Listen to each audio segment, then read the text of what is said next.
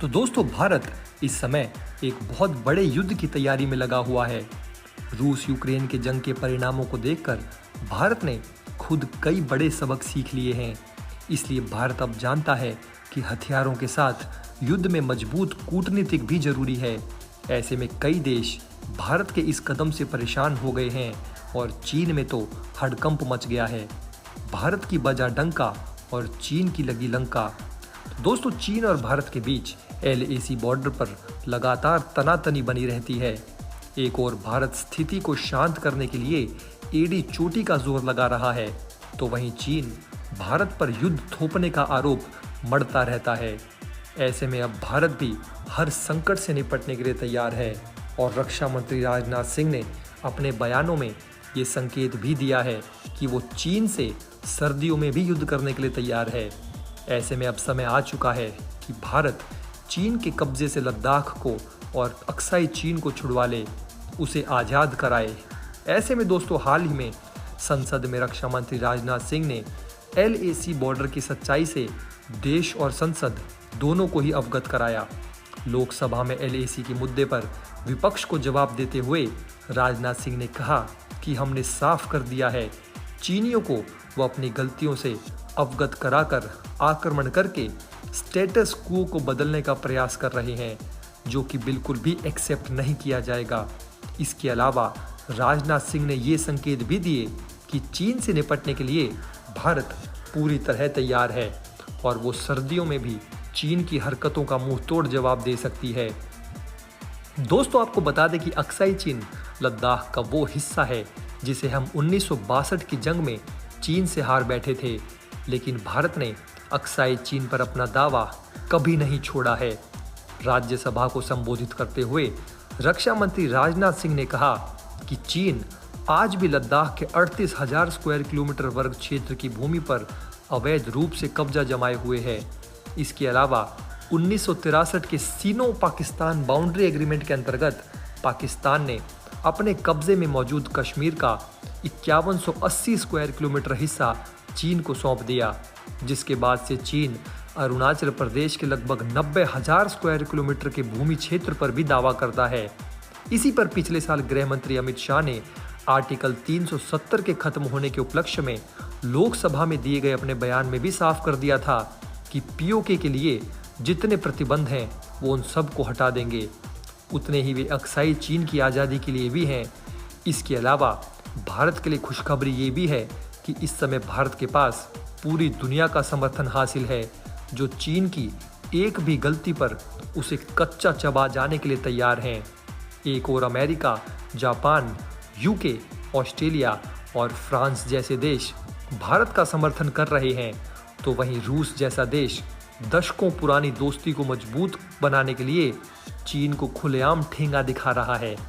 इतना ही नहीं, अब तक चीन के विश्वास पात्रों में गिने जा रहे जर्मनी ने भी साफ कर दिया कि वो भारत के हितों के साथ समझौता करके चीन के साथ अपने संबंध मजबूत नहीं कर सकता। ऐसे में भारत ने सर्दियों में होने वाले चीन के संभावित आक्रमण के लिए बहुत पहले से तैयारियां शुरू कर दी है। टाइम्स नाउ और फाइनेंशियल एक्सप्रेस की रिपोर्ट्स के अनुसार भारतीय सेना ने पिछले कुछ दिनों में सर्दी के लिए योग्य fuel, winter gear, special nutrient diet के अनुसार राशन और स्पेशल स्नो टेंट्स को LAC में मौजूद भारतीय सेना के पोस्ट पर भेजना शुरू कर दिया है। पर बात यहीं पर खत्म नहीं होती। राशन और विंटर गियर के अलावा BRO यानी कि बॉर्डर रोड ऑर्गेनाइजेशन को भी सड़क निर्माण का काम युद्ध स्तर पर करने की सलाह दी गई है। ऐसे में दोस्तों भारतीय सेना को अंदेशा है कि चीन 1962 की तरह एक बार फिर से सर्दियों में हमला कर सकता है। लेकिन दोस्तों सच कहें तो ये समय भारत के लिए किसी सुनहरे अवसर से कम नहीं है। इस समय सरकार सेना की हर संभव मदद के लिए पूरी तरह तैयार खड़ी है और पूरा विश्व भारत के साथ है। ऐसे में चीन का एक गलत कदम न केवल अक्साई चीन को दोबारा भारत के हाथों में सौंप देगा, लेकिन कम्युनिस्ट चीन के सर्वनाश की नींव भी रखेगा। तो दोस्तों आपकी इस बारे में क्या राय है, आप हमें नीचे कमेंट बॉक्स में कमेंट करके ज़रूर बताइए। तो आइए दोस्तों अब दूसरी खबर की तरफ चलते हैं। तो दोस्तों चीन हमेशा ही ये प्रयास करता रहता है कि वो किसी भी तरह दुनिया के सामने खुद को शक्तिशाली बनाए। इसके लिए ड्रैगन साम दाम दंड भेद की नीति अपनाने के लिए भी तैयार रहता है।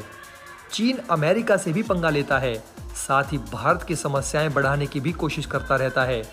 इसी तरह पूर्वी चीन सागर में चीन जापान को परेशान करने के प्रयास करता है, लेकिन हर बार उसे यहाँ भी मुंह की खानी पड़ती है। पिछले कुछ समय में देखा जाए तो जापान और चीन के बीच जो टकराव बढ़ता दिख रहा है।